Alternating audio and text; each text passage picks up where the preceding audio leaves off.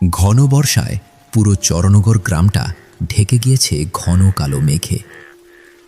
দিনরাত এক নাগারে ঝরে চলেছে মুষলধারে বৃষ্টি। আর সেই বৃষ্টির মধ্যেই নদীর পাড়ে বাঁশের তৈরি ছোট্ট একটা ছাউনির নিচে বসে তাস খেলছে আতিয়ার, সোবহান, মজনু ও জব্বার। চারপাশ থেকে অনবরত ভেসে আসছে ঝিঁঝি পোকার ডাক, আর দূরে শেয়ালের হুক্কাহু আওয়াজ।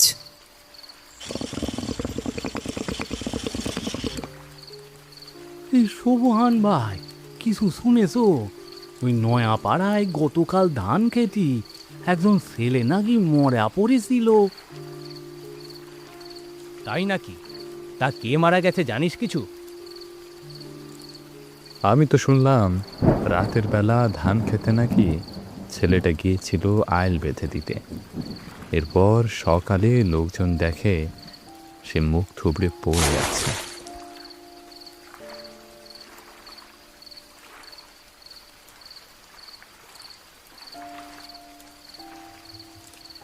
এখন এইসব কথা বলিস না তো। এমন সময়ে নদীর পাড়ে বসলে কেমন যেন গা ছমছম করে। আরে তা তো হবে, তুই সব কিছুতেই যে ভয় পাস। না রে, আতিয়ার মিথ্যা কইতাছে না। এই নদীর পাড় নিয়ে কিন্তু গ্রামের মানুষের মধ্যে অনেক কথা আছে। আমিও দাদির কাছে অনেক গল্প শুনেছি, কিন্তু এগুলা কি আসলেই সত্যি হয়?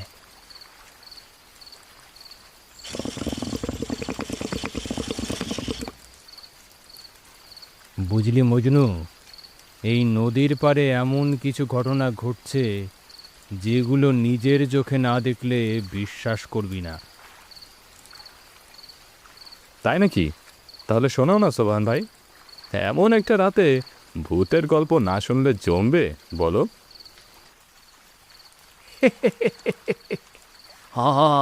জব্বার ঠিক কথাই বলছে। আজ এসব তাস খেলা বাদ দাও, তুমি বরং আমাদের একটা ভয়ঙ্কর ভূতের গল্প শোনাও। তোমার তো বয়সও কম না, নিশ্চয়ই অনেক কিছু দেখেছো জীবনে। সেগুলোই বলো শুনি।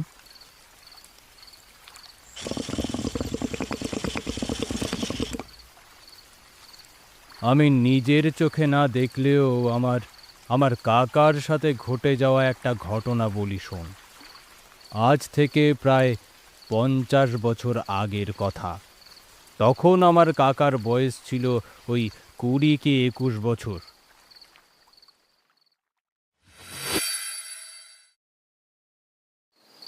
পৌষ মাসের কনকনে শীতের রাত। পুরো গ্রাম ঘন কুয়াশায় ঢেকে আছে। হাত বাড়িয়ে পাশের মানুষটিকেও দেখা যায় না। টিনের চালের একটি মাটির ঘর। রাত আনুমানিক 2টো নাগাদ ঘরের এক কোণে কাঠের চৌকিতে নিশ্চিন্তে এক কাঁথার নিচে ঘুমিয়ে আছে রহমত ও কলিম। আর পাশের ঘরে মা এবং বারান্দার ছাপ ফেলা ঘরে শুয়ে আছেন রহমতের দাদা।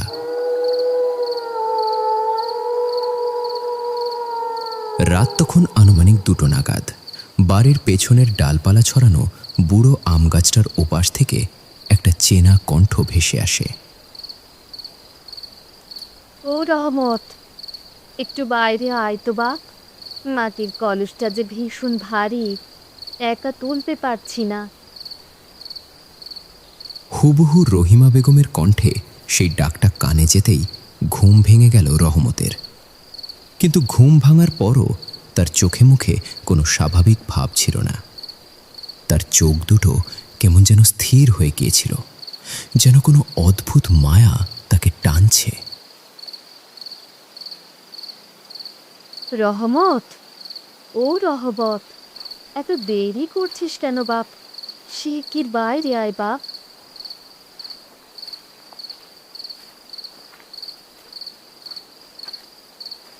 হালকা খসখস শব্দে ঘুম ভেঙে গেল রহমতের ছোট ভাই কলিমের।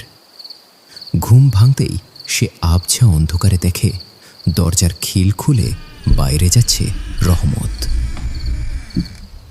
ভাইজান, এত রাতে কই যাও তুমি?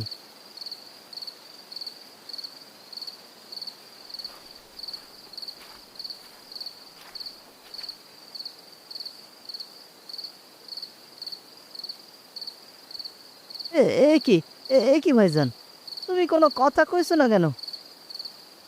এত রাতে কোথায় যাচ্ছ সেটা তো বলো।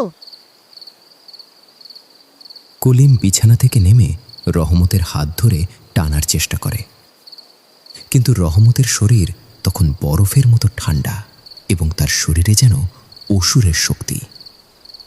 সে কলিমকে এক ঝটকায় মেঝেতে ফেলে দিয়ে দরজা খুলে কুয়াশার মধ্যে বেরিয়ে যায়।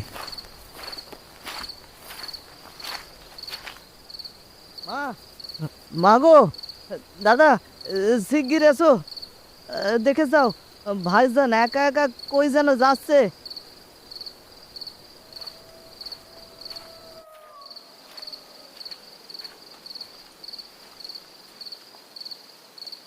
কি রে, কি হয়েছে রে কলিম? এভাবে চিল্লাচিল্লি করছিস কেন? মা, একটু আগেই না তুমি ভাইজান রে ডাকলা, বলো না বাইরে যাইতে। ভাইজান তো সেই ডাক শুনেই দরজা খুলে বাইরে চলে গেল। কলিমের কথাটা শুনেই ভয়ে আঁতকে উঠল রহিমা বেগম। আমি? কিন্তু বাবা, আমি তো ঘরের ভিতরে ঘুমাইতেছিলাম, আমি কখন ডাকলাম ওরে?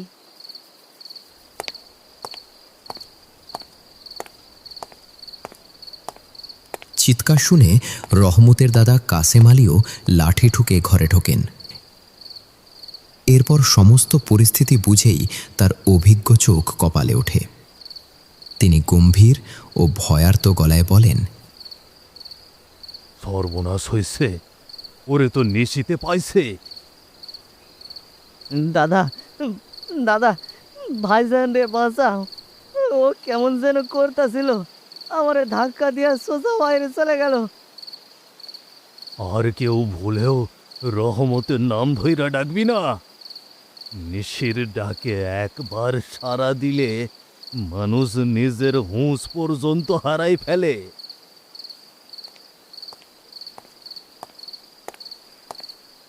গ্রামের পুরনো মানুষদের বিশ্বাস অশরীরীরা লোহাকে ভয় পায়। তাই আর এক মুহূর্ত দেরি না করে দেয়ালের পাশে রাখা লোহার শিকল জড়ানো লাঠিটা হাতে তুলে নিল কাসেম আলী। এরপর রহিমা বেগম আর কলিমকে নিয়ে ঘরের বাইরে বেরিয়ে পড়ল সে।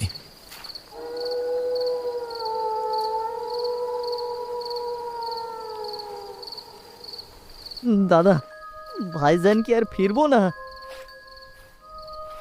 আল্লাহর নাম নে ভাই, আর হারিকেনটা শক্ত করে ধর। নিশি ওরে নিয়ে যাওয়ার আগে আমাদের ওরে খুঁজে বার করতে হবে।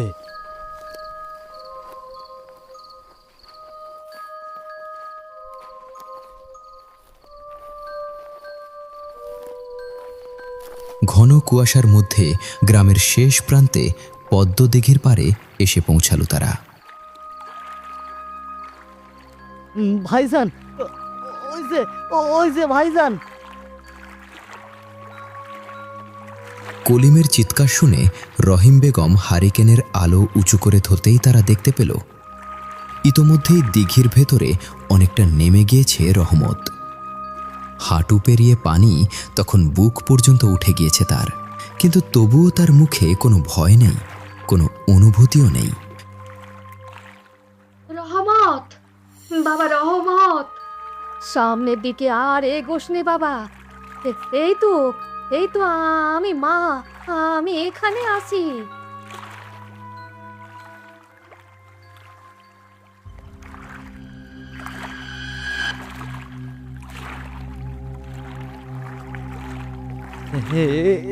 এটা কে কে কে দাঁড়িয়ে আছে? ওখানে কে দাঁড়িয়ে আছে? ওরে রহমত, বাবা মার, আর যাস নে বাবা, দাঁড়া দাঁড়া, আমি আসছি। খবরদার, খবরদার বউ, ওদিকে যাস না। ওটা মানুষ না, ওটা নিশি। কাসেম আলীর কথা শেষ হতেই আচমকা ঝড়ো বাতাস বইতে শুরু করলো চারপাশে। সেই সাথে দিঘির পানিও যেন কাঁপতে লাগলো অস্বাভাবিকভাবে।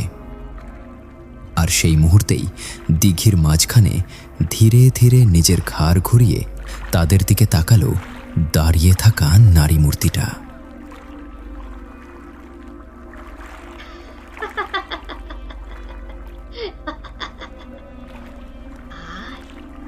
রহমত, আয় আয় আমার কাছে, আয়।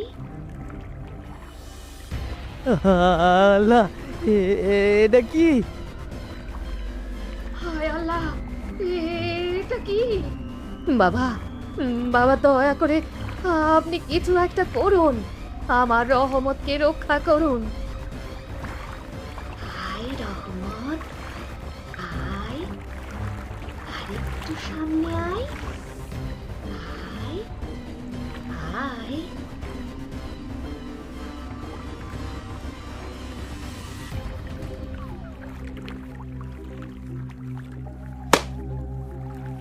লোহার লাঠিটার স্পর্শ মাটিতে লাগার সাথে সাথেই পুরো পদ্ম দিঘিটা কেঁপে উঠতেই আচমকা স্থির হয়ে গেল নারী মূর্তিটাও।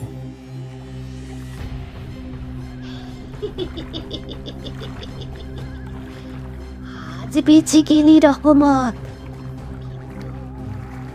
আমার ডাক একবার যে শোনে কোনোদিন পুরোপুরি মুক্তি পায় না।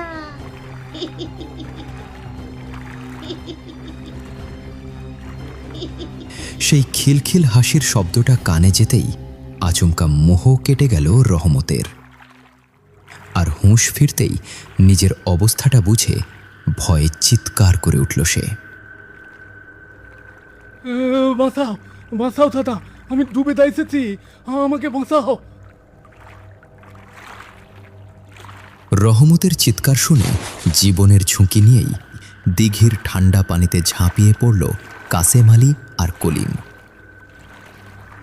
ভাইজান, ভাইজান ভয় পাও না, এই তো আমরা আছি, আমার হাতটা ধরো। শক্ত করে কলিমের হাতটা ধর, শক্ত করে ধর রহমত।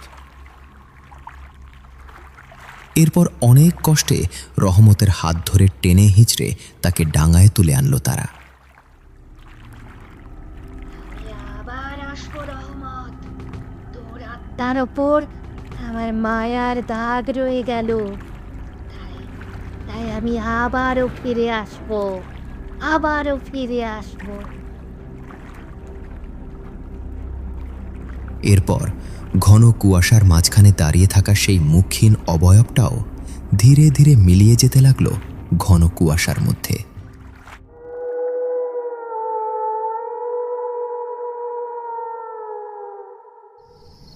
অনেক কষ্টে পদ্মদিঘির পাশ থেকে রহমতকে বাড়িতে নিয়ে এলো কাসেম আলীরা।